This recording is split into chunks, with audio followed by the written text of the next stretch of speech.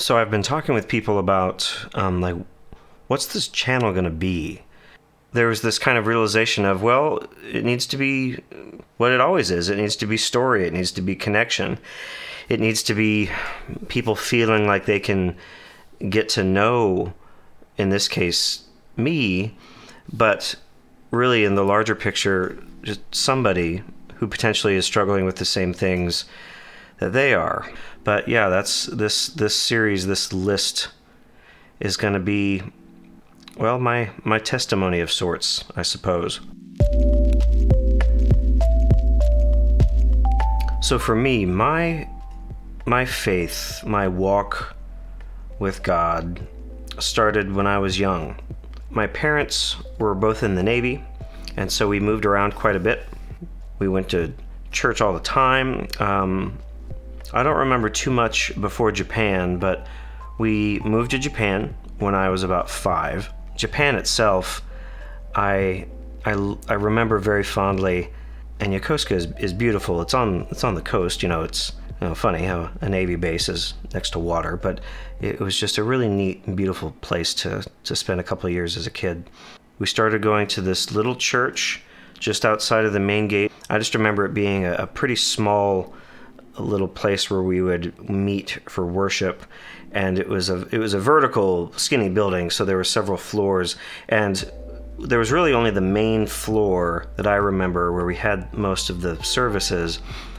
And Sunday school, for me anyway, as a 5-year-old and a 6-year-old, was up, I think, on the roof, and it was this weird thing. I remember we walked up these stairs, and you would get to the top, and you opened up, I think it was onto the roof. I remember there being kind of an outside thing, but there was this storage shed up there placed almost right next to the door on the roof.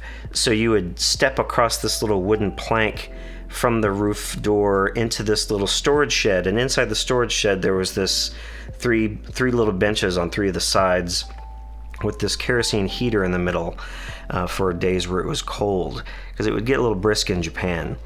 And you would slide the little metal door closed, and we would learn the Bible stories and all that kind of stuff. And it was nice. My dad was at sea a lot. A lot. He was at sea from time to time for a few months at a time. And so it was a chance for my mom to take my sister and I to a group and just stay connected with people. And I remember going on picnics and lunches, various parks and stuff like that in Japan. And as it came to pass in Sunday school, they would just ask certain questions about the nature of life and our inadequacies compared to this perfection that was God, and how we fell short of that. And even as a 5 and a 6-year-old, I apparently started just saying the right things and answering the right kinds of questions with the right kinds of answers. They said that I gave a convincing account of being saved, accepting Jesus as my personal Lord and Savior, and all of those code words that goes along with a lot of denominations. Even though I was only 6 and a half, that I was considered old enough to understand what I was saying and what I was doing. And for what it's worth, I think I did. I don't remember being pressured into it. I don't remember there being this expectation from my parents that it's just something you have to do. They, of course, were excited that I had made this declaration and demonstrated an understanding. So in that regard, was it genuine? Did it stick? Was I too young? I don't know. I think as we get a little deeper into my personal story, there are going to be plenty of people who are like, well, obviously it wasn't true because you screwed up so often later on. And we'll see. But in that moment, that's kind of where I put the beginning of my walk with God. I remember I got baptized in a Japanese bathhouse because we didn't, this tiny little building we met in didn't have much in the way of place to be immersed. And so we went to this Japanese bathhouse, and I remember it was kind of scandalous, where the ladies who kind of ran the place weren't too happy about Christians being there, and not to make a big deal about it, I just remember it's like, don't touch anything. We're just going to come in here, and we knew somebody who knew somebody, and so we got in there, and it wasn't bad. Nothing bad happened, but I just remember as a kid, it was my first encounter, even in the early hours of my faith, of like, oh, not everybody feels the same. That's interesting. Living in Japan had a lot to teach me as well about fitting in and just the culture change and learning about myself. In the same vein of realizing that not everybody was religious or a Christian, I remember seeing the protests that would sometimes happen out in front of the main gate. That they never really got violent, but people were pretty angry, and they were protesting the continued military occupation of Japan, kind of post World War II through to present day. And I remember in a similar way, when I recognized that not everybody was a Christian or religious at the age of 6, I also remember thinking, and even asking my parents, like, why are they so angry? And my mom or my dad just saying, well, they don't really want us here. And realizing, like, oh, that's interesting. Why is that? And my parents are learned people and know a lot about history and context. So it's not that they shied away from it, but I remember we just didn't really talk too much about it. It just kind of sat with me like, oh, okay, who I am and what I believe sometimes doesn't sit well with others. That I can't and I shouldn't expect the world to just accept me because of apparently something that I am or believe that maybe has a history and a past it's not the best in certain cultural contexts. So we moved to the States when I was 8. I had just turned 8. We had a little birthday party for me with a couple of friends, and so we moved just south of DC on the Maryland side. And we very quickly found a church that was fairly close, 15-20 minute drive or something like that. And it was a pretty normal traditional church. It had the plaques up, the little number placards up to talk about attendance this week, attendance last week, offering this week, offering last week. And so I remember week to week being like, we're dipped down a bit, or somebody didn't give as much as they should have, right? It was just your standard, maybe more traditional, conservative Christian church with singing all 5 stanzas of Just As I Am, and the lady that has the thick vibrato that gets up and sings the special music every couple of weeks, and you learn to stay awake through hours of lecture, and you learn when to stand and when to sit, which Baptists don't do it nearly as often as some. And I remember being told about, well, you need to share your faith, because after I got saved, I started learning a bit more about hell, and in the lead up to being saved, some of the questions they ask you center around, well, your death and where you spend eternity.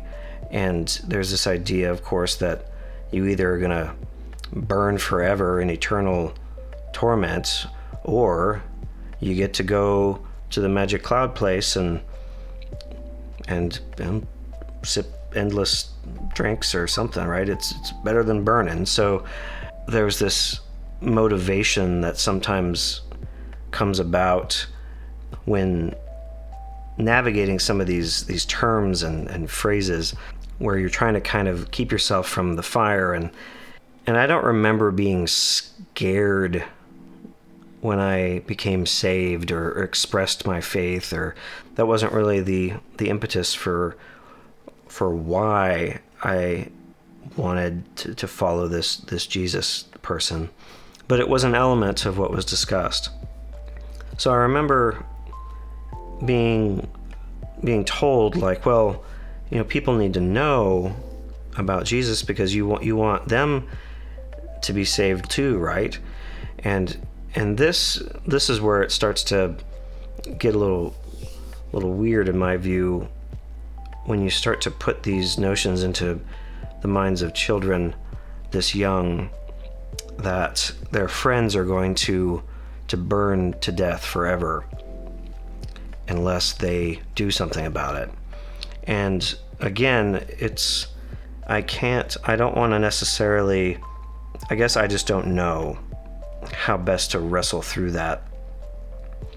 But similar to the realization that my faith wasn't welcome in certain circumstances, and that I, because of who I was, wasn't welcome in certain cultural circumstances, the added weight that I was somehow responsible for the eternal well-being of my friends was another layer that was added onto me at a fairly young age. And you start to shoulder this weight.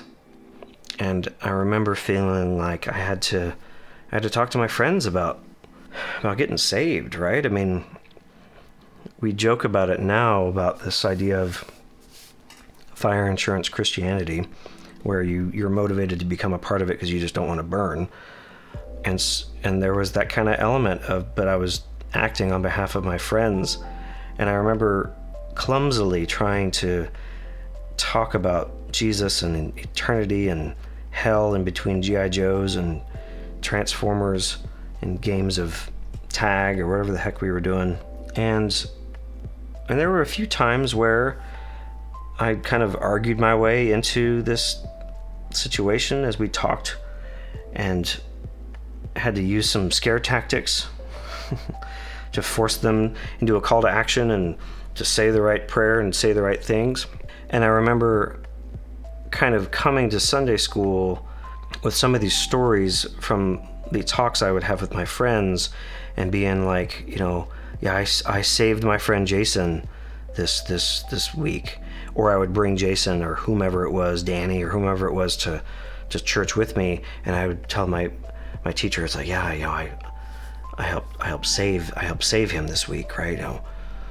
And I remember getting talked to, and it was a little bit of a humbling moment of like, well, Josh, you didn't do anything. It was, Jesus did it, or Jesus saved them.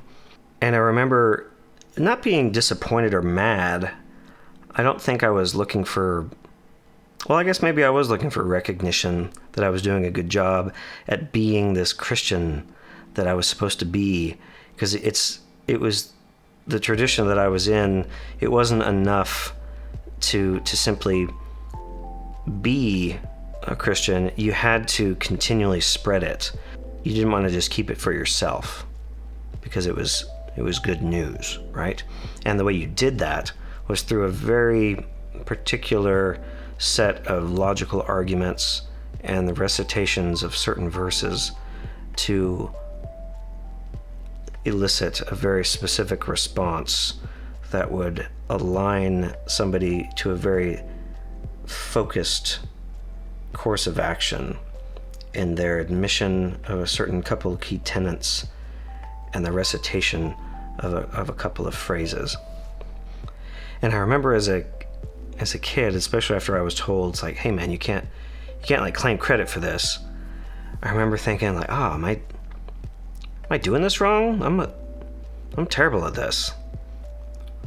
And it's not that I was ashamed of it, but I started to kind of settle in to this idea that church was something that I needed to kind of just get through, especially once I started going to middle school and all of the normal social stuff started coming up.